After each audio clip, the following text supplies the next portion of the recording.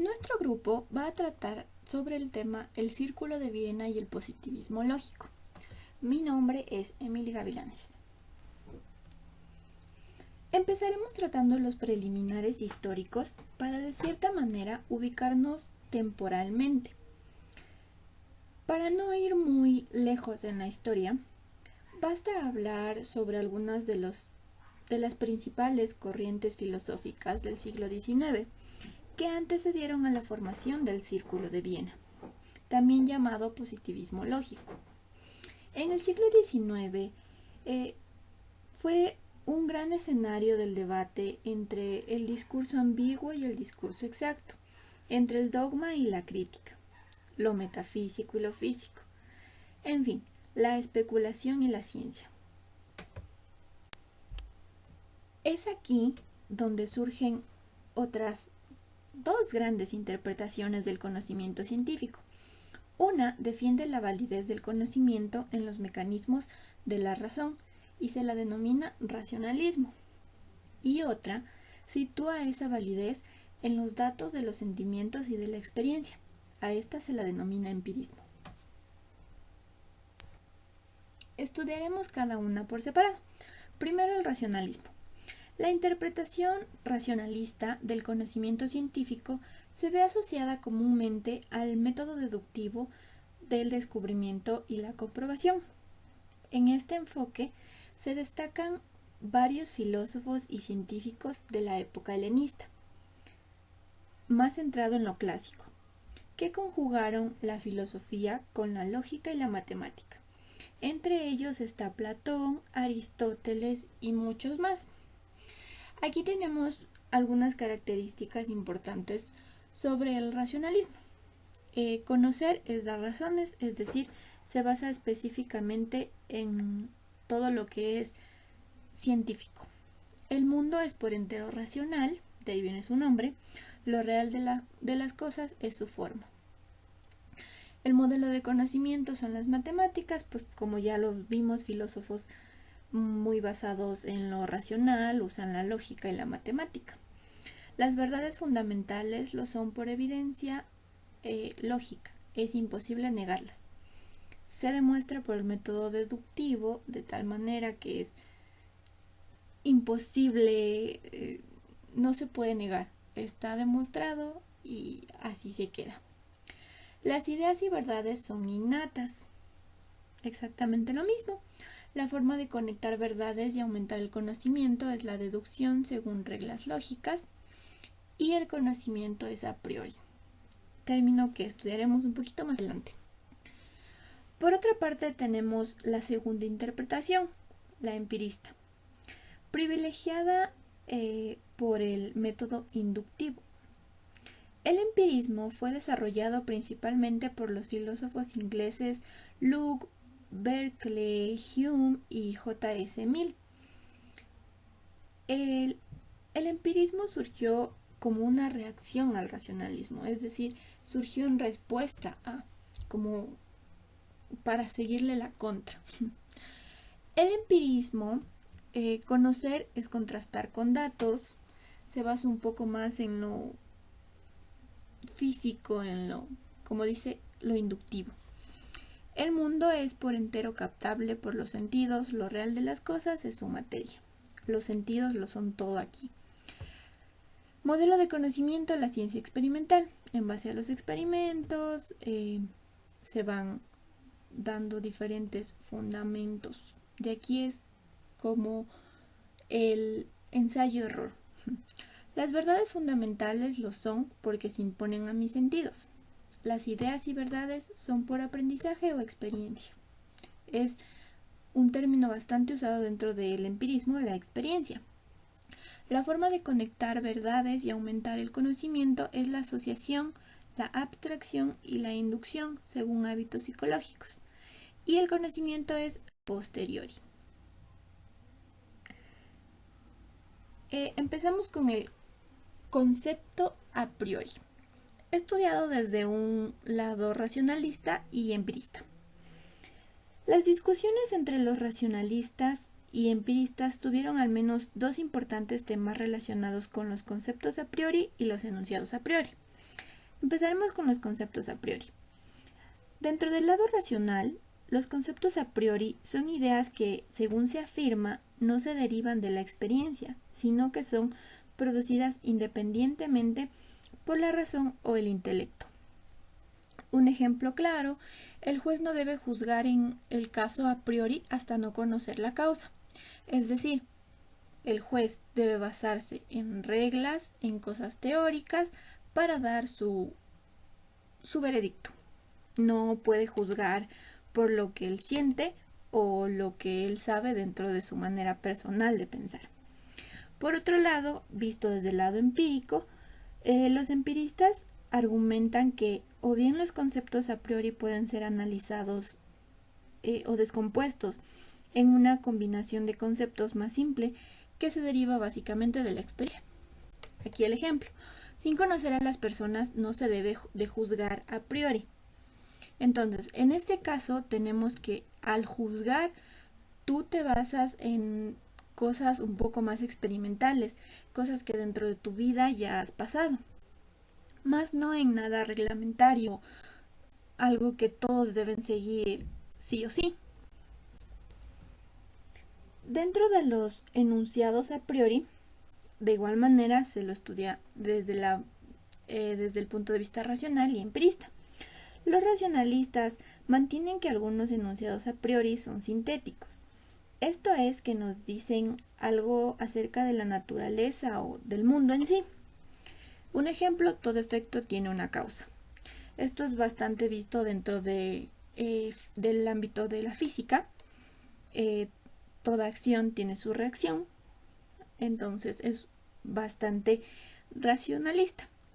Por otra parte, el empirismo generalmente está de acuerdo en que todas las verdades necesarias son a priori, puesto que de la experiencia lo único que podemos aprender es lo que ha ocurrido y que es probable que ocurra, y no que deba ser así. En pocas palabras, en el empirismo, como ya lo dijimos, se basa bastante en las experiencias. Tú, por cosas que has vivido, puedes saber o creer que algo va a pasar, sin que necesariamente esto se vea o ocurra en sí. Pero es probable que lo haga, por cosas que tú ya has pasado, más no es 100% cierto. En fin, la filosofía del Círculo de Viena marca el giro decisivo para el conjunto de la filosofía luego de este tiempo, que es lo que se explicará a continuación. Hola con todos, mi nombre es Jessica Arazo y les hablaré acerca de los pensadores, las características, objetivos y metodología del Círculo de Viena. Los pensadores del Círculo de Viena fueron Maurice Schlick, que fue el fundador del Círculo de Viena, promotor del empirismo lógico, fue un filósofo, físico y profesor alemán. Rudolf Carnap fue un defensor del positivismo lógico, fue filósofo y físico alemán. Otto Neurath fue un filósofo y economista austriaco enfocado en las problematizaciones de la lógica. Él rechazó que la metafísica se considerara una especie de epistemología, haciendo énfasis en el positivismo lógico. Herbert Feigl fue un filósofo austriaco. En el libro Positivismo lógico, un nuevo movimiento europeo, expone que el positivismo lógico debería denominarse empirismo lógico. Philipp Frank fue un físico, matemático e influyente filósofo.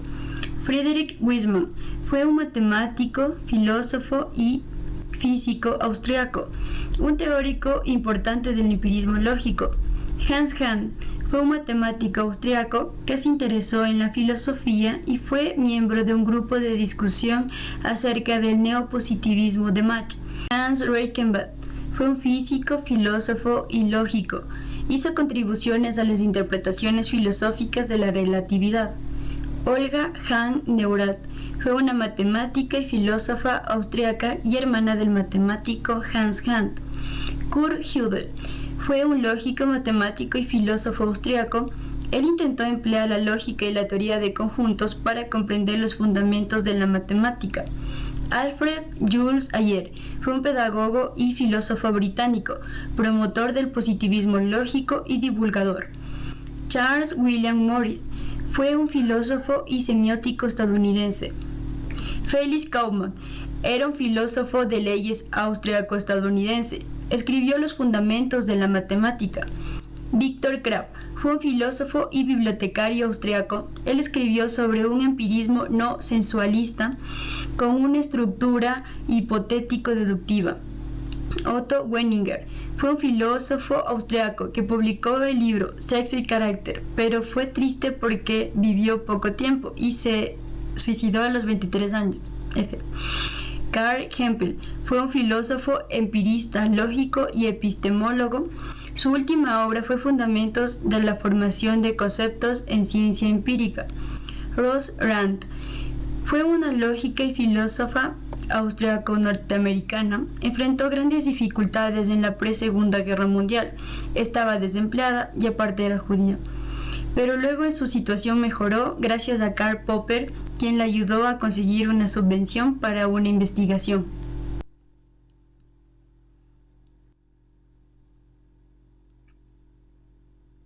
Principales características del Círculo de Viena. El empirismo lógico tiene dos raíces elementales. La primera es desde la teoría de la verdad de Aristóteles, que enunciaba una correspondencia entre el decir y el ser. Y el Círculo de Viena reformuló esta concepción estableciendo que la verdad era una correspondencia entre proposiciones y hechos. La otra fue el empirismo clásico de David Hume y Auguste Comte. Los dos sostienen que el método científico de observación e inducción, como el procedimiento certero para obtener el conocimiento tanto de la naturaleza como lo social del hombre en tanto moral y progreso. El empirismo lógico tiene tres fuentes de inspiración. La primera es de carácter filosófico, conformado por dos, la segunda es de carácter histórico y la tercera es de carácter instrumental. De carácter filosófico, en ella hay dos. La primera son implicaciones neopositivistas, el cual solo se reconocía como datos válidos de conocimiento aquellos elementos ubicados en la experiencia y traducidos en señales de captación sensorial, excluyendo todo enunciado a priori y todo juicio que no se pudiera ser confrontado con datos sensoriales. La segunda, las posiciones del Círculo de Viena se apoyaron en el análisis lógico del conocimiento. La tercera, de carácter histórico. La revolución de la física cuántica fue interpretada como demostración del carácter analítico de la ciencia y de la fuerza del pensamiento riguroso, orientado hacia los hechos observables y hacia los mecanismos de comprobación. Y la cuarta, de carácter instrumental, se utilizaron las herramientas de la lógica matemática, otras herramientas para traducir los conocimientos empíricos al lenguaje preciso, riguroso e inequívoco. Su proyecto consistía en conformar una filosofía científica. Características generales del Círculo de Viena. Un empirismo total, el cual se apoyaba en los recursos de la lógica moderna y en los logros de la física moderna. Un empleo de la lógica simbólica, usada como un instrumento para deslindar entre distintos lenguajes y sus relaciones tanto en sus aspectos formales, sintaxis, lógica, como en su contenido o referencias a lo real. Un rechazo a la metafísica y a la tecnología. Fomentaron un repudio hacia la metafísica por estar fuera de lo que era concebido como lo sensible y empírico. La acusación de las proposiciones de la metafísica carecen de sentido en virtud de que no tienen relación con los hechos, ya que éstas no están construidas en base de proposiciones elementales. Una restricción del dominio de la filosofía. El espacio de acción de la filosofía fue reducido brutalmente a la tarea de eliminar sus propios problemas. Un fisicalismo. Todos los enunciados empíricos pueden ser expresados en un lenguaje de la física. Este fisicalismo se originó principalmente de las teorías de la relatividad de Einstein y en la mecánica cuántica. Objetivo: dar a la ciencia una base positiva, adoptar un análisis lógico del lenguaje y uniendo las dos anteriores se llega a demostrar la inutilidad de la metafísica. Su metodología. Se realiza a través del método científico, primero, verificación empírica y segundo, análisis lógico del lenguaje. El método inductivo. El método inductivo determina o establece una ley general a partir de fenómenos particulares, es decir, va de lo particular a lo general. Empieza en la observación, luego los hechos, se realiza la inducción y se procede a las leyes teóricas. Gracias. Buenas tardes con todos. Sobre el lenguaje lógico, según Rudolf Carnap, en 1931 él nos dice que se propone aclarar por medio del análisis lógico el contenido cognitivo de las proposiciones científicas y con ello el significado de las palabras que se usan en las proposiciones. Conduce a un resultado positivo y a otro negativo. Bueno, con el resultado positivo, obviamente, se refiere más que nada a la verificación. Pero nos vamos a ir por el lado negativo y vamos a analizarlo también dentro de la metafísica. En el análisis lógico, el que es el que nos lleva a este resultado negativo. Nos concentraremos en las proposiciones de la metafísica, en donde se cometen dos errores lógicos fundamentales. El primer error lógico es una relación cercana con la forma de los lenguajes tradicionales. ¿Qué es un lenguaje tradicional? Bueno, ¿a qué tendemos en este caso con un lenguaje tradicional? El lenguaje tradicional es un lenguaje precientífico, usado para crear una jerga especializada que nos permite hablar con mayor propiedad de los hechos de las lenguas y facilitar su uso y aprendizaje en situaciones bastante prácticas, más prácticas que otra cosa. Se utiliza la misma forma valorativa del sustantivo, es decir, que se comete algo a lo que se llama hipóstasis, que es cuando se sustantifica una propiedad, relación o atributo exacto. Hay que aclarar que cuando nosotros decimos que se sustantifica, no quiere decir ni hacer referencia a la sustancia de la palabra, sino que se concibe como atributos o relaciones simples a lo que son atributos o relaciones insertas. O sea que son parte de algo más grande, de modo que se induce a una concepción de cosita a estas propiedades de relaciones o atributos exactos. El segundo error del lenguaje lógico en la metafísica es la ignorancia sobre los procesos lógicos de pensar. Bueno, como hemos dicho ya, el círculo de Viena se basa en el empirismo para la verificación del conocimiento, es decir, de la experiencia. Pero en la metafísica se nos dice que el pensar puede por sí mismo. ¿Qué quiere decir esto? Que solamente nosotros a través del pensar podemos llegar a una verificación de conocimiento, lo cual obviamente nos contrasta con lo que el círculo de Viena nos dice. Es decir que para la metafísica conducir a un conocimiento pues se puede hacerlo sin ningún uso de la experiencia. Bueno, ahora las leyes físicas y enunciados que conocemos están formados por proposiciones, de las cuales solo hay dos tipos: las proposiciones formales y las fácticas. ¿Qué nos referimos con las proposiciones formales? Estas no se refieren a la realidad, estas pertenecen más al área de las matemáticas y de la lógica, ya que estas, en virtud de su forma, son ya verdaderas analíticamente, únicamente. Podemos tomar como ejemplo, cuando nosotros decimos que 2 más 2 es 4, no, en realidad no hay un número 2 caminando que podamos sumar para que sea 4. En cambio, las fácticas son las que realmente se refieren a la realidad. Estas, que es el conocimiento científico por excelencia, son las proposiciones totalmente empíricas, es decir, que su verificación o falsedad radica en la experiencia, como se había propuesto en la teoría del conocimiento justamente del Círculo de Viena. Ahora, ¿cada uno tiene su propia experiencia o percepción del mundo? Pues sí, y ese es uno de los problemas.